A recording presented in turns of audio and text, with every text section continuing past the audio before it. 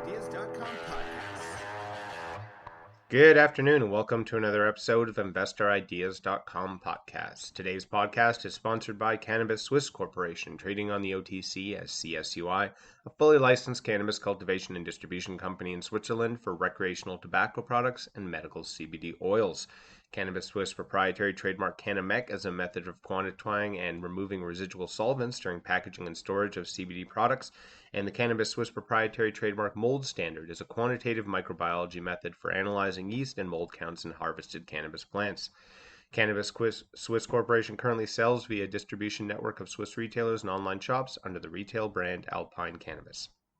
In today's podcast, going to be looking at a few public company announcements from Neptune Wellness Solutions Incorporated, trading on the NASDAQ and the TSX as NEPT, Numinous Wellness Incorporated, trading on the TSX Venture as NUMI, also looking at Body and Mind Incorporated, trading on the CSE as BAMM and the OTCQB as BMMJ, Curaleaf Holdings Incorporated, trading on the CSE as CURA and the OTCQX as CURLF, as well as InMed Pharmaceuticals Incorporated, trading on the TSX as IN and the OTCQX as IMLFF.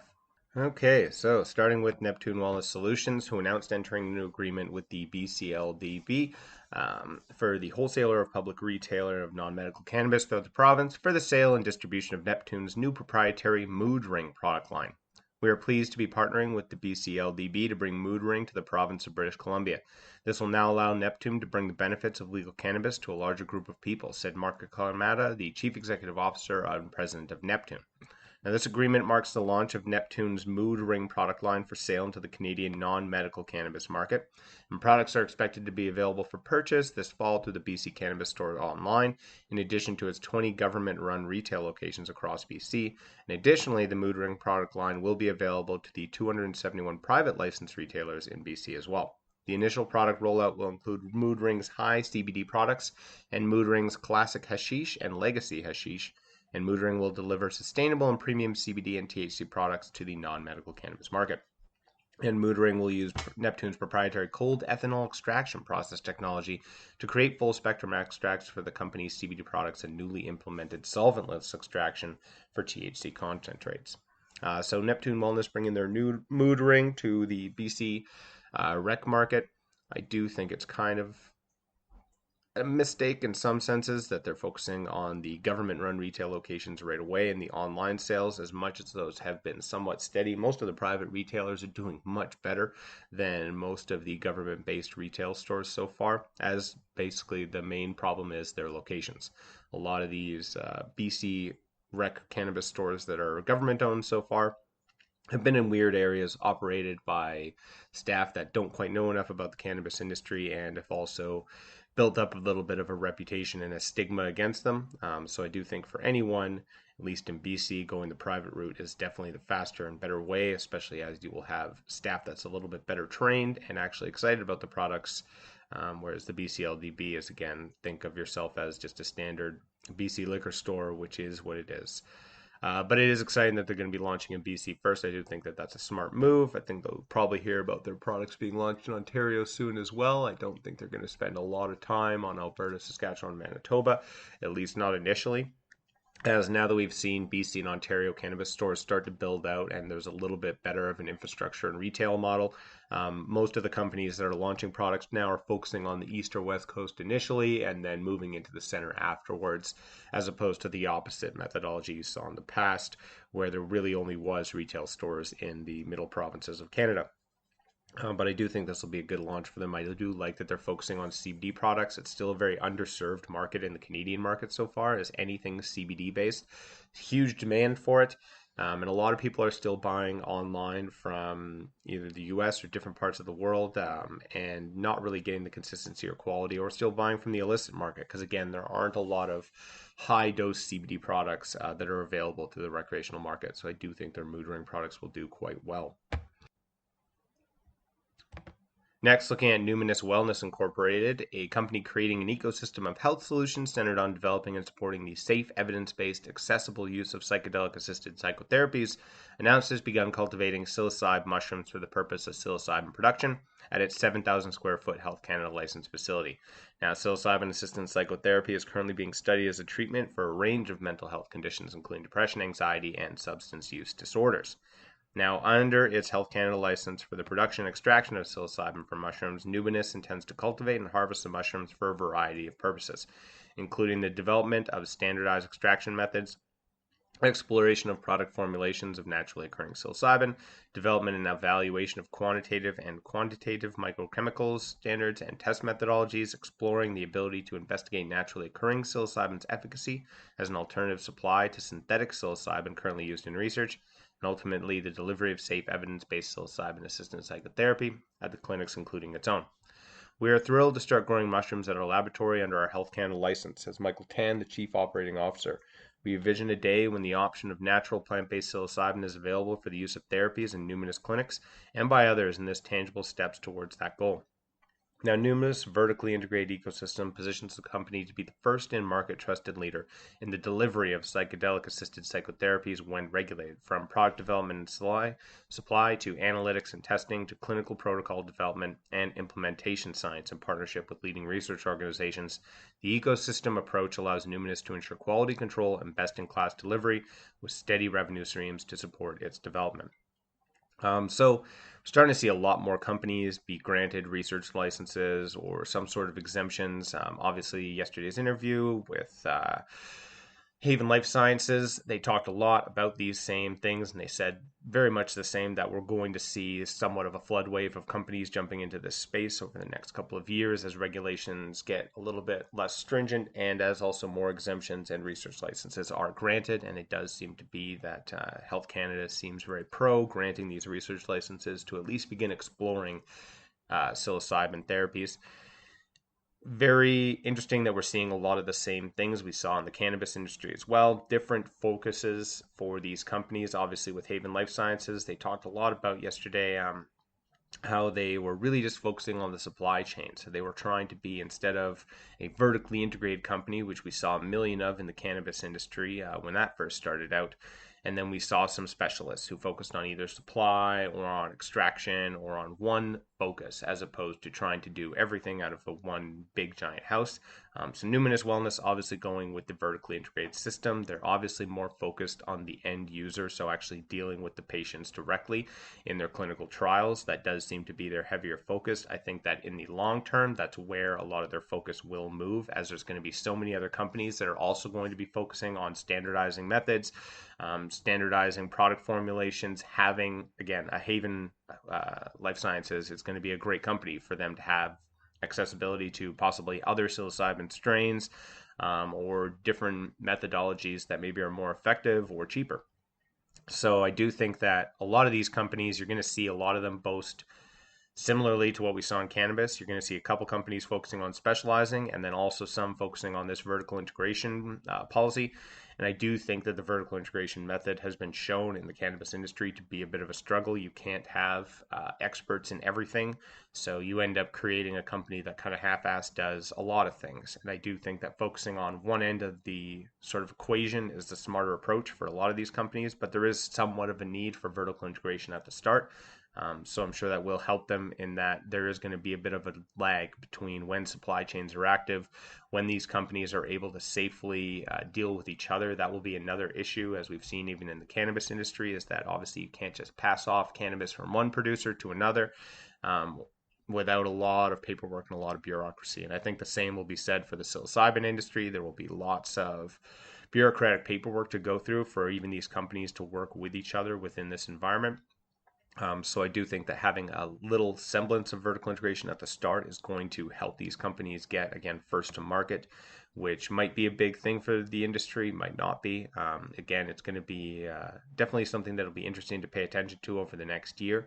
And I do think that by probably this time next year, you're going to see a lot more companies within this space and probably put closer towards actually having some access to clinical psilocybin therapies, or at least a a way to get that started going. So I think that there will be some exemptions for certain medical conditions, and I think that at least the veteran community will probably be onboarded first, and then you'll start to see others go, and then it will become somewhat of public accessibility. But it is interesting to see how all these companies are focusing on different elements of the sector, and I do like seeing that most of them, again, not all of them, there's still a bunch of pharmaceutical interests that are still heavily focused on the synthetic side of the research. But it is nice to see that most of these newer companies, especially a lot of the ones that come with a cannabis background as well, are really focused on the natural occurring psilocybin mushrooms and getting the methodologies and standardization around natural and organic plant compounds as opposed to synthetic molecules, which I do think is going to be, again, if you're looking for psilocybin treatment and you're looking into the psychedelic space for medical treatment, you obviously have already probably been down the synthetic pharmaceuticals path with other medications or other methods that probably didn't yield the results you were looking for or had unforeseen side effects. So I do think that most people are going to feel much more comfortable and accepting of naturally occurring products as opposed to synthetics within the psychedelic realm. Moving on to Body and Mind Incorporated, who announced the launch of Pretzel Bites into the California market and the engagement of Harbor Access LLC for investor relations. We're excited to expand our California branded product portfolio with the addition of our popular Pretzel Bites edibles, stated Michael Mills, the CEO of Body and Mind. And we've been selling Pretzel Bites in the Nevada market with strong customer feedback and special releases including 4th of July and electric circus drops. We feel that Pretzel Bites are a timely addition to the expanding California market of new and canna-curious consumers who are seeking tested, tasty alternatives to inhaled consumption. Our Pretzel Bites each contain 10 milligrams of THC distillate in butter caramel squeezed between salted pretzels and dipped into milk chocolate. And the Pretzel Bites add to our expanding California branded product portfolio, which includes BAMM sticks pre-rolls, Body and Mind pre-roll packs, distillate, live resin cartridges, G-Pen cartridges, and concentrates including live resin shatter and wax. So Pretzel Bites, kind of neat.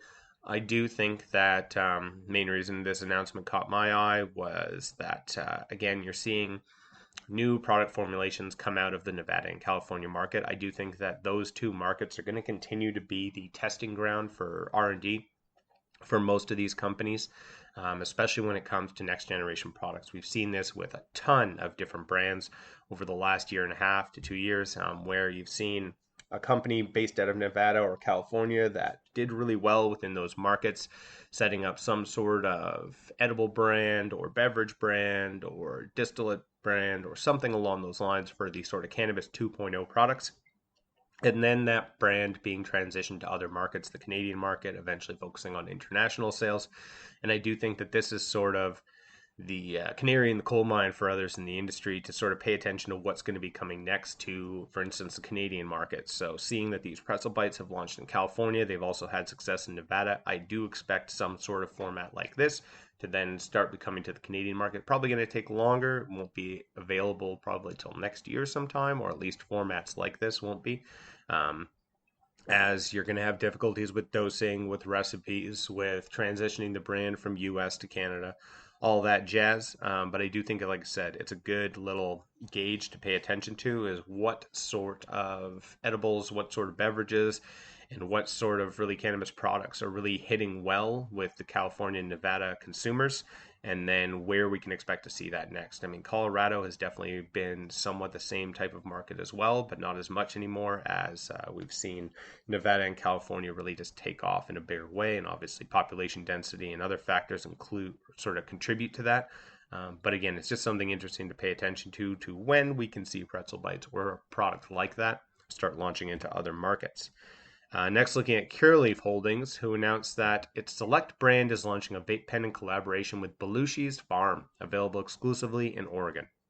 Now, Select, America's #1 cannabis oil brand, will release the limited edition product with the famous Captain Jack strain grown exclusively on Belushi's farm and featured in the new reality series Growing Belushi on the Discovery Channel. And the Captain Jack's X Select strain will premiere at Curaleaf's Portland dispensary and will also be available at selected dispensaries throughout Oregon. Now, Jack Murtaugh, known as Captain Jack, is a pioneer of cannabis cultivation who spent more than 40 years perfecting his namesake strain based on Gulzer africana Afghanicana, which he first encountered in 1971 during a hot summer in the valley of the Kush Mountains in Afghanistan. And learning the Afghani process for cultivating the plant, Captain Jack was gifted seeds by the village elders, and he's been growing the pure landrace strain from seed to flower ever since. After working to perfect his strain, which has roots in Afghanistan's 4,000-year-old traditions, Captain Jack is working with Belushi's farm and Select to turn this legendary strain into oil, said Jim Belushi. This strain has never been tweaked in a laboratory or compromised, making it a perfect match for Select's unparalleled quality. I can say it's likely that it's inspired many historic comedic sketches throughout the mid to late 70s. Thanks to the long and storied history in the halls and offices of 30 Rock, we call Captain Jack's strain the smell of SNL. Now, the Captain Jack X Select vape pen will be available in limited quantities, now available at Curaleaf's Portland dispensary. As the only Captain Jack product on the market, this partnership is the only way consumers can currently experience the high-quality oil they expect from Select with the creative power of Captain Jack's strain.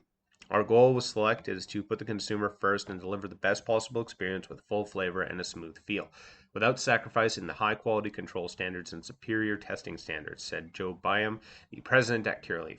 Now, Jim holds the same high-quality approach at his farm, making this partnership a perfect pairing. And with the creativity and legacy behind the Captain Jack strain, we're able to provide a product we know Oregons will love. And the launch of Captain Jack's X Select vape pen comes on the heels of Belushi's new Discovery Channel television show Growing Belushi, which gives viewers a peek behind the curtain of the Belushi's farm operations in Oregon. And this month, Belushi launched a limited edition Blues Brothers X Grassroots flower in the Bubba Diagonal strain, available exclusively in Chicago. And in July 2020, Curaleaf closed on its acquisition of Grassroots, giving the company the opportunity to continue developing innovative products and serving communities across the U.S. And in response to the ongoing wildfires that have devastated southern Oregon and displaced more than 42,000 residents, Curaleaf Oregon Select, Jim Belushi, and Belushi's Farm have joined forces with a coalition of local cannabis companies to create the Jackson County Fire Relief Fund. And together, the coalition has pledged to raise $420,000 for the United Way of Jackson County, where the funds will support the recovery of those affected in Jackson County and home to many of Oregon's premier cannabis and hemp companies. A couple of things that are kind of interesting there. Curaleaf obviously getting themselves another sort of celebrity endorsement with Jim Belushi. It's a great time to be for any of those celebrities or actors or athletes or anything who have been supporters of cannabis and that's hindered their career in the past or given them any sort of stigma. It's a great sort of vindication moment for them where now they're a hot commodity for any of these large public cannabis companies to try and get them a little bit of legitimacy within the cannabis community. I do think that also it's really cool that they have a unique strain like this, the Captain Jack strain. And I do think that this is where we've sort of anticipated that this industry was going to start heading, which is starting to have real premium, unique cultivated strains that are going to be probably at a higher price point and probably only in select areas and very exclusive. And I think this looks to be one of the first of such strains or such products that's going to be out there. I think it'll be really interesting to see what the demand is, what the overall consumer feedback is, and also if you see this select brand get launched into other markets or if it stays very exclusively in Oregon. I also do think that it's going to be interesting to see if there's other companies that start adopting this type of methodology and strategy moving forward as well. I've spoken with a lot of different producers and cultivators. And they've all said a similar thing, which is that, right now we're basically at the very beginning stages of where we would be with end of prohibition for alcohol. So the pickings are going to be slim. You're not having anything based off of actual real flavor and high quality. You're really just getting basic potency levels. It's alcohol content, moonshine, things like that. And really the beginnings of the basic brands. So, what we're seeing right now is, again, comparing it to beer or wine, is very much the Bud Light of cannabis products, and we're going to eventually have sort of the craft beer market that we have today. Or maybe more similarly, in California and Oregon, a lot of these areas where a lot of the terroir required for cannabis cultivation is actually extremely similar to the wine industry. Again, you could have these certain select strains and genetics that are going to be only grown by exclusive growers only grown in certain areas and only available in certain areas, which could make them eventually the comparison of a fine wine, where people travel to that area to come and taste and try those products and are willing to pay premium prices for them because of the exclusivity of those brands. So I think that this is a nice sign for the industry that we're actually getting to this point where there is awareness that these products can get to that stage. And hopefully, again, you do see good consumer feedback and more companies taking this approach and more of these very, again, niche products available out there for the connoisseurs to actually really see what this industry can produce. Now that it's legalized and available, what can we really have that's quite unique and high end as opposed to just sort of rare and hard to find in the past. Lastly, today, looking at InMed Pharmaceuticals, who announced today that all these subjects participating in the second phase 1 clinical trial with the INM-75 have completed treatment. And so they are a clinical stage pharmaceutical company developing medications targeting diseases with high unmet medical need and leading the way with the clinical development of CBN. So the INM-755 was a CBN based cream to potentially treat epidermolysis bullosa, or EB, as well as potentially other dermatological diseases. Now, the 755-102HV clinical trial is a randomized, double-blind, vehicle-controlled phase 1 study designed to evaluate the safety and tolerability of INM-755 cream applied daily on epidermal wounds in healthy volunteers. And 8 adult subjects were treated with 2 strengths of INM-75 cream over a 14-day treatment period. And as InMed's first phase 1 clinical trial, being conducted at the Center of Human Drug Research in Leiden in the Netherlands. Now, despite the COVID-19 pandemic and the resulting restrictions that have affected clinical development programs worldwide, the full treatment phase of this second phase 1 trial was achieved with only modest delay to the original timeline. And with the completion of both the 755-101HV and the 755-102HV treatment phases, the assuming positive safety and tolerability data for INM-755 on both intact skin and epidermal wounds, the company will be better positioned to advance detailed planning for the first efficacy trial in EB patients. And InMed anticipates reporting results for both the phase 1 trials in the second half of the calendar 2020, and assuming that the positive safety profile of INM-755 submitting regulatory filing for the first efficacy trial in EB patients in early 2021. So I've been talking a lot in the last couple of months about how you're going to see more of these minor cannabinoid products and research development programs start to pop up. Different companies are definitely focusing away from just standard THC and CBD, especially CBD now. If you're not already within the CBD space, it's an extremely competitive market that's basically global right now. So it's a little too late for a lot of these companies to just be jumping in and trying to develop new products with CBD. There's everyone and their mom who's making a CBD product out there. So now you're starting to see a lot of the more pharmaceutical-based companies focus on the other minor cannabinoids, so CBN, CBG, and there's a large list that I have not memorized, so definitely something to pay attention to. And you're going to see new molecules that probably none of us have really discussed or talked about in the past that start showing up. Again, there's a couple hundred or so of these microcannabinoids that still haven't really been pushed into any sort of product development. The biggest difficulty is getting them in large enough quantities and doses to actually have effective results. CBN is one of the ones that a lot of people have been focusing on some sort of dermatological diseases, which is really cool that InMed's getting to these phase 1 and phase 2 trials. So eventually there will be the actual efficacy trials with EB patients. I think that'd be really interesting to see. I think that there's a lot of potential for all these microcannabinoids, especially for basically the pharmaceutical world. They're showing that there's lots of different uses and effects from these products, especially if you can get the dosing and the sort of quality right. And I do think that this will also help better understand the overall effect of the cannabis plant and the entourage effect. We'll have a better understanding of what each of these microchemicals is contributing to the overall effect. And then you can better prescribe patients in the future. But I do think that you're going to see a lot more companies, again, popping up with some sort of trials or research plans with different microcannabinoids over the next year or so. And I think that, again, right now we're seeing CBG and CBN a lot.